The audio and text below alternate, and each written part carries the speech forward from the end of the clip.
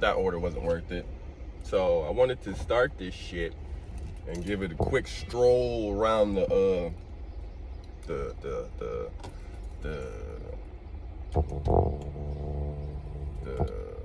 parking lot so you can get a feel of what I'm talking about. Now,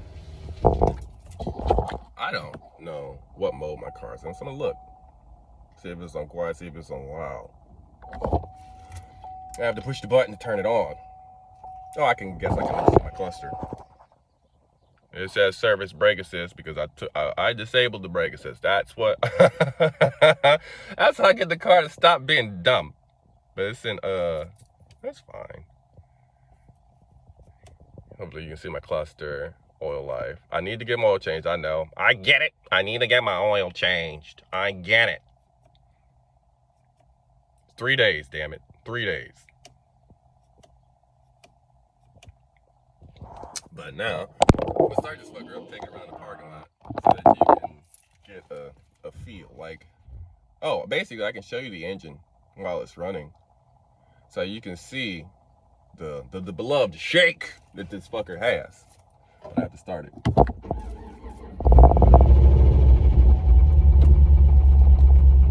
I'm gonna pull it back slightly so I can get in front of it.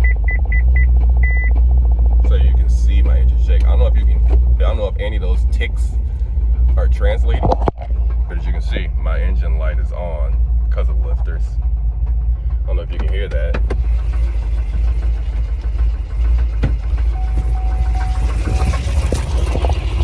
But yeah.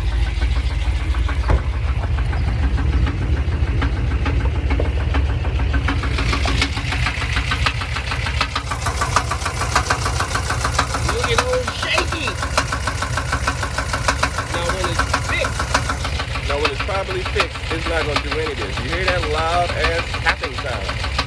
This shit is absurd.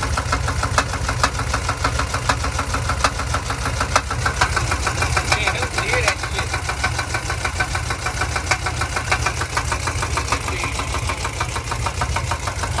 If I'm right, it's this one. But I can't pull the cover off. Look at that shit. Because I don't have the proper tools for that shit. But I have to replace those covers to get the other rockers to fit under there, and it will eliminate this fucking issue.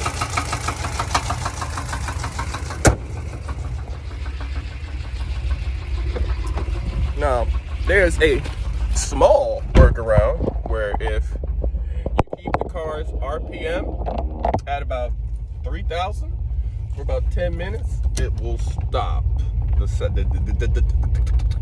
the ticking sound. Because we know it's a collapse lifter. We know what a lifter is. We know what's wrong with it.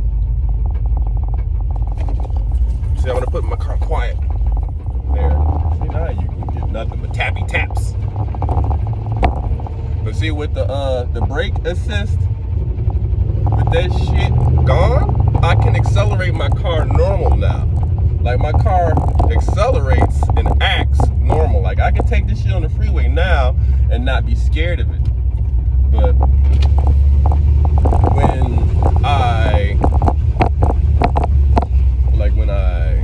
it's supposed to be in V8 mode instead of V4, but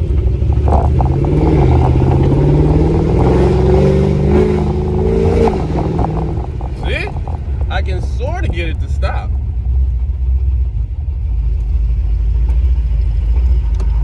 Now, it doesn't tap nearly as much. I disabled that shit.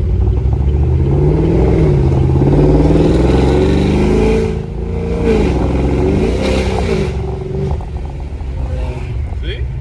You can get a lot of the tapping to stop, but you have to know what's wrong with the car. It won't stop. Because if I floor it hard enough, like, I can completely stop the tapping if I want to. It's just like, my question is, do I really want to do anything extra to get my car that should be working by default to work? Because it's like, it's not like I've just been like, yeah, I'm just gonna fucking do anything with this shit. Like, no, I've been letting it sit because the whole dealing with the issue. And you can still hear it sometimes, but not fully.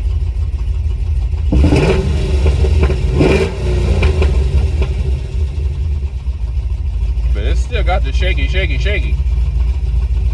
But yeah. The ending is not supposed to be there. It's supposed to be smooth. See, when now you can hear the tapping because I turned the sound off. On, off. On, off, off.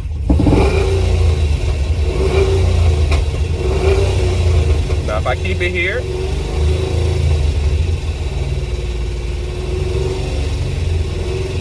at 3,000,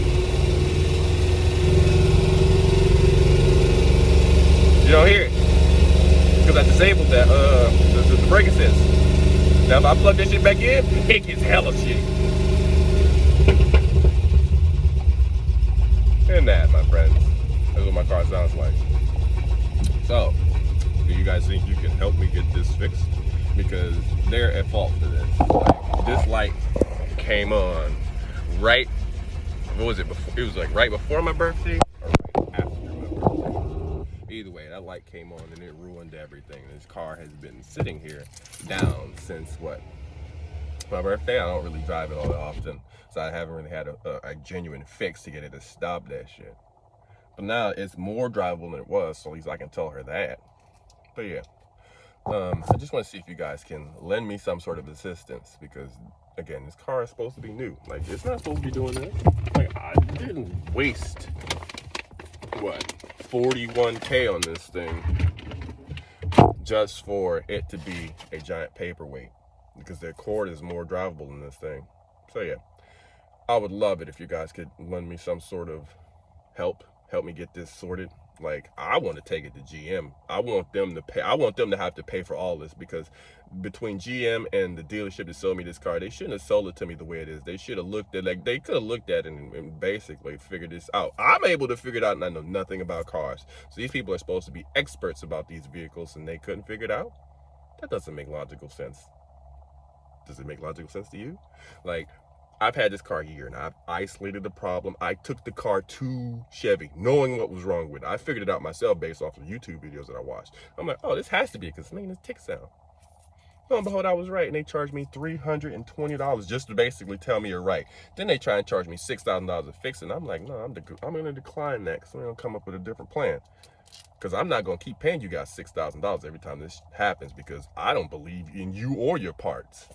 It's just me. That's why I always wanted modified parts. I wanted parts that were proven sturdy. People that had good cars that said, oh, this is a car, I have the same kind of car as you, but I swapped out the EOM parts for this, and this is my result. That's the kind of thing that I look into when I see who had the better idea. Was it GM, Chevy, or is it the people that modify these cars to make them sturdy and not make them break? Because, again, I'm a delivery person. I do a lot of driving. Look at my gloves. Meaning that I have to put myself in the car, which sometimes in this car is putting myself in harm's way for no reason. Now, if they'd have told me this car was severely unsafe and they would have actually told the truth, I probably would have got a different car. Or I probably would have went elsewhere. And I probably would have got the car, had it checked out, had all that stuff removed first, and then decided if I wanted to get her something. But they didn't leave me any options. So now I'm stuck with this thing. Oh, my car payment's about $750 a month, which isn't a problem when I'm able to drive it. But I haven't been able to drive it, which means you get what I'm saying.